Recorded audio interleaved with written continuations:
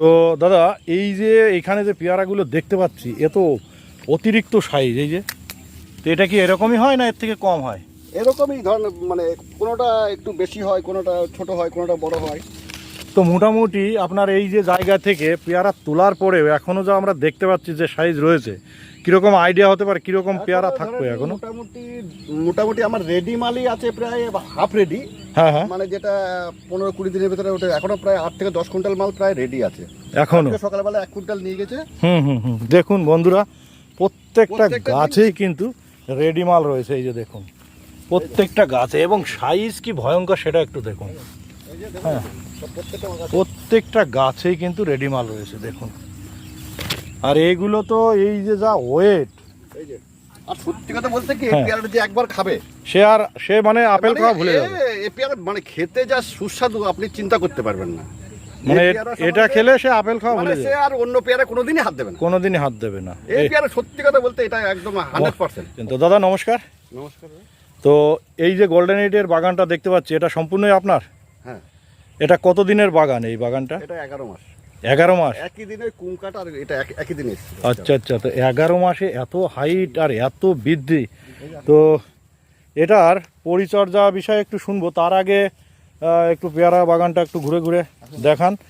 হ্যাঁ, আর কিছু কথা জানবো যে এত পেয়ারা চাষ থাকতে তো আপনি এই গোল্ডেন এইডটা কেন বেছে নিয়েছেন, এটা যদি একটু বলতেন। হ্যাঁ দেখুন ফ্রেন্ডস, কি অবস্থা একটু ভালো করে দেখুন। ছোট বড়। তো দাদা, বারুইপুর দেখেছি, হেড্ডা দেখেছি, তো আপনি এই গোল্ডেন এইডটা কেন বেছে নিলেন সেটা যদি একটু বলেন। আমি প্রথমে বিপুলদার কাছে যাই। আচ্ছা, ওইখানে একটু জান। বিপুলদার কাছে যাই, হ্যাঁ, সিডলেস চারা আনতে। আচ্ছা, বিপুলদা আর সিডলেস চারা, আর ওই আমার এই যে মাঝখান দিয়ে একটা লাইন দেখেন কাঁঠাল লাগানো আছে। হ্যাঁ হ্যাঁ, এই তো দেখতে পাচ্ছি কাঁঠাল কাঁঠাল। লাগানো আছে। হ্যাঁ হ্যাঁ হ্যাঁ। যে কাঁঠাল লাগানোর পরে বিপুলদাকে বললাম যে এই ব্যাপার, আমি কাঁঠাল লাগাবো আর সিডলেস লাগাবো। দিয়ে বিপুলদা আমাকে বললো যে সিডলেস লাগাবেন না, সিডলেসের বদলে কুম কাঠ দিল আর কাঁঠাল দিল। বলে কাঁঠালের ভেতরে বিপুলদা আমাকে আইডিয়া, গোল্ডেন এইড একটা নতুন পেয়ারা এসছে, পেয়ারাটা খুব ভালো, আপনি লাগিয়ে দেখেন। আমি তাহলে কাঁঠাল লাগাবো, কাঁঠালের ভেতরে লাগিয়ে টেস্টিং করার জন্য আমি এই 1.5 বিঘে জমিতে লাগিয়েছিলাম। আচ্ছা, এই গাছটা একটু আসুন। তো বলছি যে আপনি তো গোল্ডেন এইড বিপুলদার কথা মতো লাগিয়েছিলেন। হ্যাঁ। তো এখন যে 11 মাস চাষ করার পরে আপনি কি এই জমি থেকে হারভেস্ট করেছেন?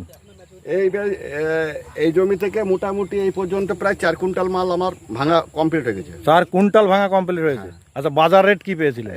এই 45, 46, 47, 50 এরকম।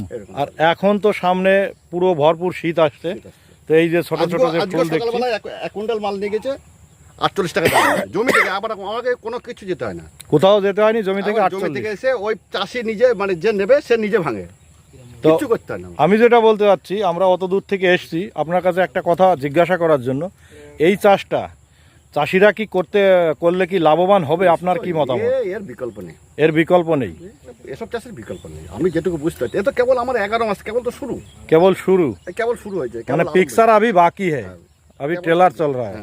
তো ফ্রেন্ডস, এই যে দেখুন কি পরিমাণে ফলন এবং সাইজও খুব সুন্দর। এই যে দেখুন, 3টে 1 কেজি, ম্যাক্সিমাম প্রায় 3টে 1 কেজি করে হচ্ছে। আচ্ছা, তো মোটামুটি এই যে এইখানে আমরা আরেকটা জিনিস জিজ্ঞাসা করব। এই যে এখানে ক্যারি প্যাকেট পড়া রয়েছে, তো একটু ওপরে দাগ দেখা যাচ্ছে, এটা ছোটবেলায় হয়তো কোনো রকম, মানে কিছু একটা গাছে তো সব ভালো হয় না, কিছু একটু অনেক ডিস্টার্ব হয়। তবে এটা মনে হচ্ছে পেপির উপরে যে একটা হিট পড়ে, রোদের যে হিটের জন্য, এই যে হিটের জন্য হয়, হিটের জন্য এটা হয়। তো আর এটা শীত পড়ে গেলে আর হবে না মনে হচ্ছে। তো একটু যদি আমাদের এর পরিচর্যাটা, যে এই যে 11 মাসে আপনার এত বড় বাগান, এটা কিভাবে করলেন বা এর পরিচর্যাটা একটু কি রয়েছে যদি বলতেন। এর সার ফার কি দেন? এটা ধরেন বিপুলদাই প্রসেসটা দিয়ে দেয়। এ ধরেন কোনো সময় যখন বলে যে ডিএপি দিতে, বেশিরভাগ আমার দেওয়া আছে কিন্তু গোবর সার, খোল আর মানে হাড় গুঁড়ো, শিংকুচি ওইগুলো দেওয়া হয়। তার মধ্যে এরপরে অতিরিক্ত দেওয়া হয় যেটা হচ্ছে গিয়ে ডিএপি, পটাশ। আচ্ছা আচ্ছা, তারপরে যেগুলো দেওয়া হয় এগুলো মাঝে মাঝে যখন এটা। তো মোটামুটি আপনি বলুন, যদি নতুন যারা চাষ করতে চাইছে, যদি 1 বিঘা জমি কেউ চাষ করে, কতগুলো চারার প্রয়োজন এবং কিরকম খরচার প্রয়োজন? এবার ধরুন চারা লাগানো থেকে আরম্ভ করে চারা সম্পূর্ণ যদি এক বছর মোটামুটি এর বিঘেতে ধরেন আমার যেটুকু আইডিয়া 40-45 হাজার টাকা খরচা হয়ে যাবে, খরচা হবেই। মানে চারাতে 50 টাকা তো চারা নিয়েছিল নাকি? হ্যাঁ, 50-55 টাকা চারার দাম, হ্যাঁ, 50 টাকা চারার দাম নিয়েছিল। তারপরে আরো মোটামুটি আরো এক্সট্রা সার লাগে প্রচুর পরিমাণে, মানে একটু। তো মোটামুটি এই যে আমরা যে পরিমাণে ফল ফুল দেখতে পাচ্ছি, তাতে এই যে আমার 40-50 হাজার টাকা যেটা খরচা বলছেন, এটা আমার ফেরত আসতে মোটামুটি কতদিন লাগবে? আপনি তো অলরেডি শুরু হয়ে গেছে। এই তো কেবল শুরু হয়েছে। আচ্ছা আচ্ছা।